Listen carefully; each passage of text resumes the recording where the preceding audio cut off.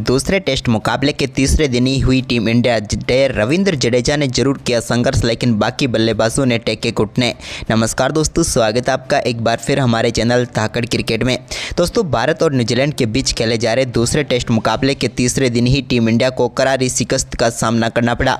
लेकिन दोस्तों, आज के दिन रविंद्र जडेजा और यशस्वी जायसवाल ने टीम इंडिया के लिए जरूर संघर्ष किया, लेकिन इन दोनों बल्लेबाजों का संघर्ष भी टीम इंडिया को जीत तक नहीं पहुँचा पाया। तो दोस्तों, हम आपको आज के दिन का खेल का पूरा हाईलाइट तो बताएंगे, लेकिन उससे पहले आप भी भारतीय टीम को अभी भी सपोर्ट कर रहे हैं तो इस वीडियो को एक लाइक जरूर कर दें और साथ ही चैनल पर नए हैं तो चैनल को सब्सक्राइब कर लें। तो चलिए दोस्तों, जानते हैं इस बेहद शानदार मुकाबले का पूरा हाईलाइट। तो दोस्तों, आज तीसरे दिन का खेल शुरू हुआ तो भारतीय टीम को चाहिए थे न्यूजीलैंड के 5 विकेट ताकि वो ज़्यादा बड़ी लीड ना दे सके। लेकिन दोस्तों, एक बार फिर यहां पर शुरुआत न्यूजीलैंड की टीम के लिए आज भी अच्छी हुई, जब यहां पर एक बल्ले का बाहरी किनारा लगकर चौका मिला ग्लेन फिलिप्स को। वहीं पर इसके बाद दोस्तों यहाँ पर टॉम ब्लेंडल ने भी एक शानदार चौका यहाँ पर जड़ दिया। इसके बाद दोनों बल्लेबाजों ने आज के दिन की भी शानदार शुरुआत न्यूजीलैंड की टीम के लिए कर दी। लेकिन इसके बाद रविंद्र जडेजा ने 60वें ओवर की तीसरी गेंद पर शानदार गेंदबाजी करते हुए ब्लेंडल को बोल्ड करके पेविलियन भेजा और भारतीय टीम को आज के दिन की पहली व छठी सफलता दिला दी।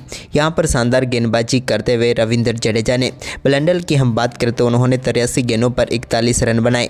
इसके बाद यहाँ पर मिचेल सेंटनर ने भी 64वें ओवर की 5वीं गेंद पर एक बड़ा शॉट खेलने की कोशिश की, लेकिन गेंद सीधे लॉन्ग ऑन पर खड़े जसप्रीत बुमराह के हाथों में गई और भारतीय टीम को एक और सफलता मिल गई। हम बात करें यहाँ पर दोस्तों मिचेल सेंटनर की, तो उन्होंने आज 16 गेंदों का सामना किया और सिर्फ 4 रन बनाकर वो भी पेविलियन लौट गए। तो वहीं पर इसके बाद एक और सफलता भारतीय टीम को 65वें ओवर की तीसरी गेंद पर मिली, जब रविचंद्रन अश्विन की गेंद पर बल्ले का बाहरी किनारा लगा टीम सऊदी का और सीधे पहुँच गई कप्तान रोहित के हाथों में और एक और विकेट टीम इंडिया को मिल गई। हम बात करें यहाँ पर टीम सऊदी की, तो आज वो खाता भी नहीं खोल पाए और 3 गेंदों पर 0 पर ही चलते बने। इसके बाद 68वें ओवर की तीसरी गेंद पर एजाज पटेल ने एक और बड़ा शॉट खेलने की कोशिश की, लेकिन इस बार बेहतरीन रनिंग कैच पकड़ा वाशिंगटन सुंदर ने और रविंद्र जडेजा को एक और सफलता मिल गई। एजाज पटेल भी 12 गेंदों का सामना करने के बाद सिर्फ एक ही रन बनाकर पेविलियन लौटे। इसके बाद अब क्रीज पर मौजूद थे ग्लेन फिलिप्स, तो उन्होंने 69वें ओवर की चौथी गेंद पर एक बड़ा शॉट खेला और गेंद को मिड विकेट के ऊपर से सीधे स्टैंड में डिपॉजिट कर दिया। इसके बाद 70वें ओवर की दूसरी गेंद पर भी एक और शानदार शॉट यहां पर ग्लेन फिलिप्स के बल्ले से देखने को मिला और इस बार लॉन्ग ऑफ के ऊपर से उन्होंने गेंद को 6 के लिए बाउंड्री लाइन के पार भेज दिया। लेकिन इसकी अगली गेंद पर वो एक और बड़ा शॉट खेलना चाहते थे दोस्तों, लेकिन यहां पर 2 रन लिए और 2 रन लेने में यहां पर और रुक थोड़े से शॉट रह गए और एक बेहतरीन रनआउट देखने को मिला और न्यूजीलैंड की दूसरी पारी 255 रनों पर ऑल आउट हो गई।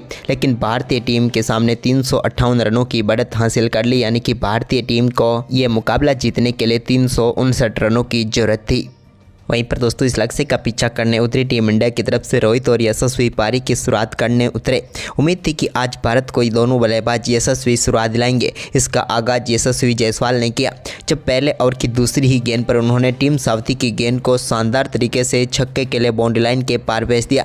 उन्होंने बेहतरीन पुल शॉट खेला और गेंद को स्टैंड में डिपॉजिट कर दिया। इसके बाद दोस्तों, उनका शानदार परफॉर्मेंस इस ओवर की अगली गेंद पर भी जारी रहा, जहाँ पर अगली ही गेंद को कवर व पॉइंट के बीच में से चौके के लिए behind the square boundary line के पार भेज दिया।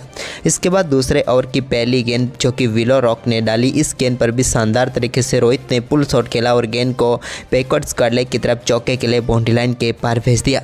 तीसरे ओवर की पहली गेंद पर भी एक बार फिर से शानदार शॉट यशस्वी जायसवाल के बल्ले से देखने को मिला, जहां पर उन्होंने सऊदी की गेंद को स्मैश किया और चौके के लिए बाउंड्री लाइन के पार भेज दिया।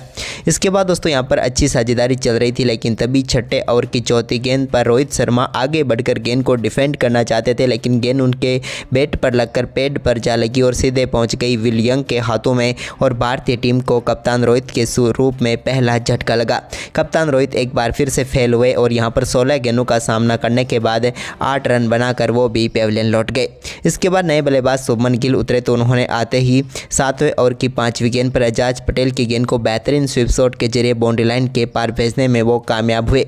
तो वहीं पर इसके बाद एक बार फिर जब 9वां ओवर डालने आए एजाज पटेल पटेल तो उनके ओवर की दूसरी गेंद पर एक बार फिर से बेहतरीन स्वीप शॉट खेला और इस बार भी गेंद को गैप में डालकर चौके के लिए बाउंड्री लाइन के पार भेज दिया। वहीं पर दोस्तों 10वां ओवर डाल रहे मिचेल सेंटनर की दूसरी गेंद पर यशस्वी जायसवाल ने बड़ा शॉट खेला और यहां पर आगे बढ़कर गेंद को शानदार तरीके से छक्के के लिए बाउंड्री लाइन के पार भेजा और 79 मीटर का शानदार छक्का उनके बल्ले से देखने को मिला। तो वहीं पर इसके बाद शुभमन गिल ने 10वें ओवर की चौथी गेंद पर एक और शानदार शॉट खेला और गेंद को यहां पर बैकफुट से चौके के लिए पॉइंट की तरफ बाउंड्री लाइन के पार भेजा। यह भी शुभमन गिल के बल्ले से निकला हुआ एक और कमाल का शॉट था।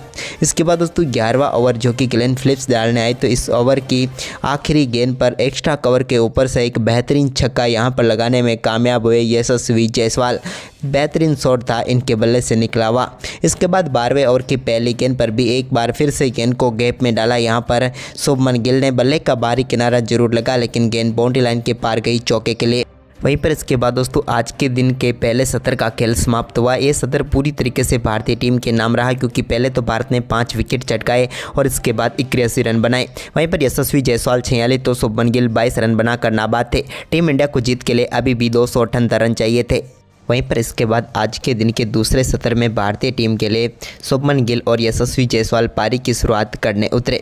तो दोस्तों यहां पर भी यशस्वी जायसवाल ने एक बेहतरीन चौके के साथ शानदार आगाज़ किया और इस चौके के साथ ही उन्होंने शानदार बल्लेबाजी करते हुए अपना बेहतरीन अर्धशतक मात्र 41 गेंदों पर पूरा कर लिया और टीम के लिए एक महत्वपूर्ण पारी इन्होंने खेल डाली। इसके बाद दोस्तों यहाँ पर यशस्वी जायसवाल ने ही 15वें ओवर की 5वीं गेंद को भी एक बार फिर से यहाँ पर बिहाइंड द स्क्वायर खेला और बैकवर्ड पॉइंट की तरफ चौके के लिए बाउंड्री लाइन के पार भेज दिया। लेकिन इसके बीच 16वें ओवर की तीसरी गेंद पर मिचेल सेंटनर ने टीम इंडिया को दूसरा झटका दिया और यहां पर शुभमन गिल को डेरियल मिचेल के हाथों कैच कराकर पेविलियन भेज दिया। शुभमन गिल दोस्तों इस मुकाबले में 31 गेंदों का सामना करने के बाद 23 रन बनाकर पेविलियन लौटे। उनके आउट होने के बाद यहां पर क्रीज पर उतरे विराट कोहली तो उन्होंने आते ही यहां पर 16वें ओवर की आखिरी गेंद पर एक बेहतरीन चौके के साथ अपनी पारी का शानदार आगाज़ किया। तो इसी बीच यहां पर 17वें ओवर की दूसरी गेंद पर यशस्वी जायसवाल ने भी मिड विकेट की तरफ एक और शानदार शॉट खेला और यहां पर भी बेहतरीन चौका जड़ दिया उन्होंने। ये भी एक बेहतरीन बैकफुट से खेला हुआ शानदार शॉट था। इसके बाद यशस्वी जायसवाल का ये शानदार परफॉर्मेंस जारी रहा और उन्होंने एजाज पटेल के ओवर में भी एक और शानदार शॉट खेला। हालांकि यहाँ पर गेंद एज लगा था लेकिन यहाँ पर चौके के लिए बाउंड्री लाइन के पार चली गई। इसके बाद यशस्वी जायसवाल ने अपना शानदार परफॉर्मेंस 21वें ओवर में भी जारी रखा जबकि इस ओवर की चौथी गेंद पर भी उन्होंने एक और शानदार चौका जड़ दिया। यानी कि एजाज पटेल के इस ओवर में 2 चौके उन्होंने जड़े। लेकिन इसके बाद इनका शानदार परफॉर्मेंस जारी था लेकिन तभी यहाँ पर दोस्तों भारतीय टीम को एक करारा झटका लगा। 22वें ओवर की तीसरी गेंद पर मिचेल सेंटनर ने यशस्वी जायसवाल को भी यहां पर डेरियल मिचेल के हाथों कैच कराकर पेविलियन भेजा और भारतीय टीम को सबसे बड़ा झटका इस मुकाबला का दे दिया क्योंकि पूरी तरीके से सेट यशस्वी जायसवाल कमाल की बल्लेबाजी कर रहे थे लेकिन आखिरकार 65 गेंदों पर 77 रनों की पारी खेलकर वो भी पेविलियन लौटे। इसके बाद 23वें ओवर की दूसरी गेंद पर यहां पर ऋषभ पंत और विराट कोहली जब क्रीज पर थे तो विराट कोहली ने गेंद को पुश किया और सिंगल के लिए निकल पड़े लेकिन यहां पर सिंगल था नहीं और आखिरकार ऋषभ पंत रन आउट होकर पेविलियन लौटे जो कि भारतीय टीम के लिए एक और करारा झटका था क्योंकि पंत इस मुकाबले को बदल सकते थे लेकिन आखिरकार 3 गेंदों का सामना करने के बाद 0 पर ही चलते बने। इसके बाद विराट कोहली के बल्ले से कुछ अच्छे शॉट जरूर देखने को मिले जिसमें से 25वें ओवर की चौथी गेंद पर उन्होंने शानदार तरीके से गेंद को पॉइंट की तरफ चौके के लिए बाउंड्री लाइन के पार भेजा। इसके बाद वाशिंगटन सुंदर ने भी 26वें ओवर की तीसरी गेंद पर एक और शानदार शॉट खेला और इस बार उन्होंने भी गेंद को चौके के लिए बाउंड्री लाइन की तरफ धकेला और एक शानदार चौका मिला। लग रहा था कि अब भारतीय टीम के लिए वाशिंगटन सुंदर और विराट कोहली अच्छी पार्टनरशिप करेंगे लेकिन तभी यहां पर 30वें ओवर की आखिरी गेंद पर विराट कोहली के रूप में भारतीय टीम को एक और झटका लगा। विराट कोहली LBW आउट होकर पेविलियन लौटे।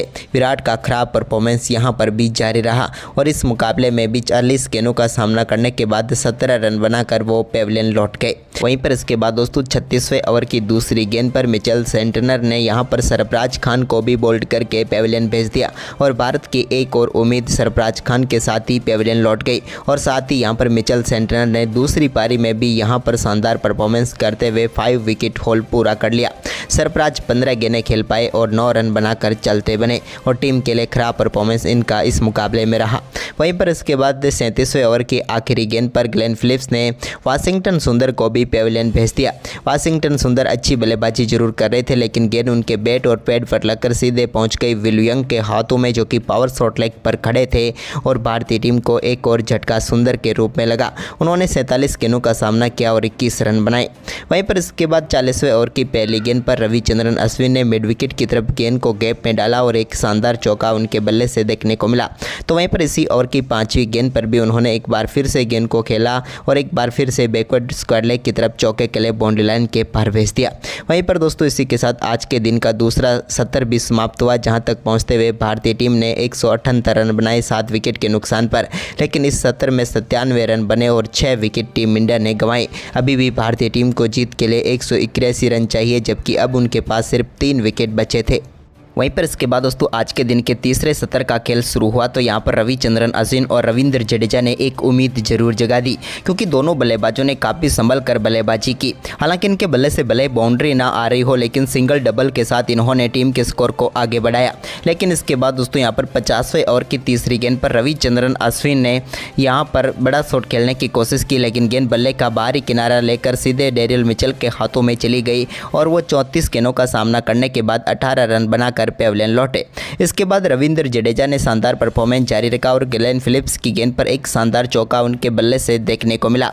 तो इसके बाद दोस्तों मिचेल सेंटर के सामने भी उन्होंने एक चौका जड़ा, लेकिन इसी बीच 59वें ओवर की 5वीं गेंद पर एजाज पटेल की गेंद पर बड़ा शॉट खेलना चाहते थे आकाशदीप, लेकिन यहां पर वो सीधे सचिन रविंद्र को गेंद थमा बैठे और अपना विकेट गंवा बैठे। उन्होंने 24 गेंदों का सामना किया और 1 रन बनाकर पेविलियन लौटे। इसके बाद जसप्रीत बुमराह ने दमदार खेल दिखाया, तो 60वें ओवर की 34 गेंद पर उनके बल्ले से एक बड़ा शॉट देखने को मिला, मिड विकेट के ऊपर से छक्का। तो वहीं पर इसकी अगली ही गेंद पर उन्होंने मिड विकेट की तरफ ही एक और शानदार शॉट खेला और इस बार गेंद को चौके के लिए बाउंड्री लाइन के पार भेज दिया।